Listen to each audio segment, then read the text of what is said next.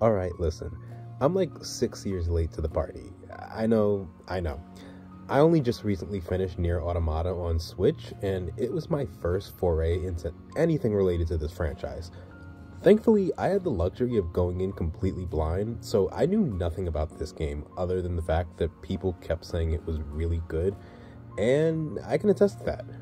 I'm not going to pretend to be 100% up to date on all the lore from this universe, but I was left with an impression I think is worth exploring here. Mainly the embodiment of the human condition as a mere essence that isn't exclusive to humans. In engaging with these machines and delving into the purpose of androids, I started wondering, does the human condition belong to humans and human beings alone, or can it be embraced by anything that's sentient? I started asking, who holds the right to exploring consciousness as modern people understand it? Objectively speaking, in the real world, the manifestation and expression of complex thought is not exclusive to humans. That probably seems obvious to some extent because other forms of life clearly have their own experience of existing, but I feel like Nier addresses what that's like with things you'd never expect to have meaningful sentience. It asks if the sentient condition of these beings with newfound consciousness is as sacred as the human condition. By seeing the world through 2B, 9S, and A2, you kind of question if you should respect those experiences. And after playing the game and seeing all the main endings, I can see why some people may say no to that idea. I mean, we know the machine and android networks are essentially just imitating human nature and experiences through data that isn't inherently theirs. But it was while playing I questioned if there was a genuine sanctity to these experiences regardless. I mean, it's still a sentient experience they're having across moments after all. Do machines, androids, and pods alike have a right to tap into deeper feelings of existing at all? When you consider that, I think it's fair to say the game, both from a gameplay and narrative standpoint, give you a choice in answering that for yourself. In many parts, there's really nothing stopping you from killing docile machines without any restraint. I know, because I kind of attacked one in Pascal's village and didn't even realize the game was going to let me do that. I was like, oh, okay, I didn't realize I could do that. But yeah, you have the option to deny the existence of what you deem Fox, and in that sense, I get this impression that morality is pretty gray all around in this world. And I especially felt like this once I got to ending D and realized how the whole war is essentially for nothing, with neither side having anything to truly fight for in the way of truths or ideals.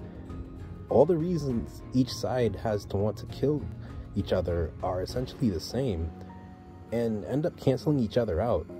Feelings of vengeance, anger, and hatred, while definitely real, aren't really based on anything, and so there really are no good guys or bad guys.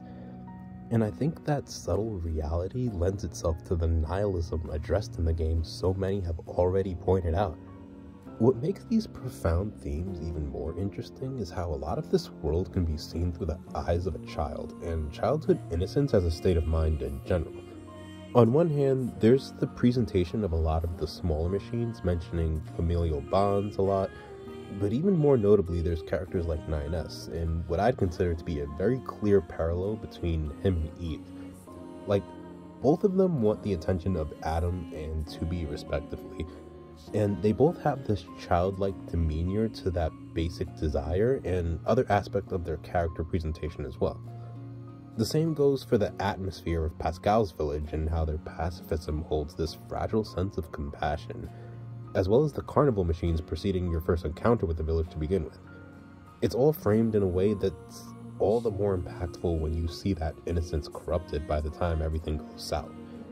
The same goes for 9S and Eve's psyches with how violent grief takes hold of them.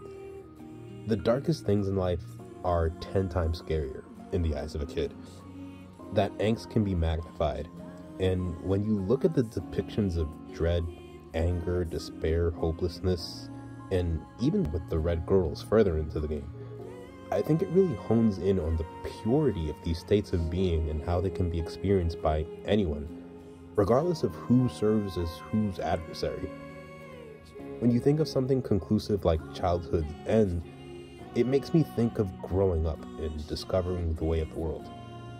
Except in this case, it's discovering there is no way of the world. No one is really fighting for anything, really.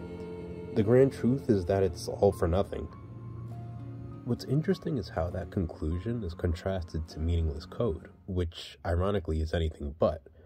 When you pit endings C and D next to each other, it really does make you question if there's any beauty in this world, like A2 says. Someone like her seemed to have already been jaded toward everything, yet there was still something sacred buried in the moors of just existing that she found.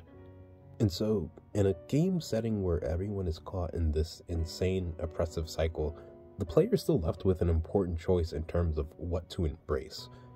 Does the fundamental nature of computation, processing the world through ones and zeros, does that invalidate the presence of self-perception? And in the same vein, what is the self? What is this sense of self some beings of this world drift into, even though their own comprehension of it might be more limited than conventional humans? Pretty much all these questions were things I hadn't really considered before playing this game, admittedly. So I really mean it when I say the experience challenged my thinking. The circumstances for how these varying life forms came to be in this world are pretty crazy. And even taking into account all the lore, you're still left with this question of what does it truly mean to be alive?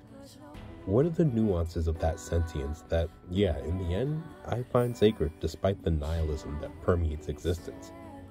I definitely find myself feeling a bit optimistic after that final ending and the whole vibe it brought, to say the least. This whole experience is something that's honestly going to stick with me as I get more into the Nier series, and I honestly hope I run into even more unexpected questions. So we'll see. It should be interesting.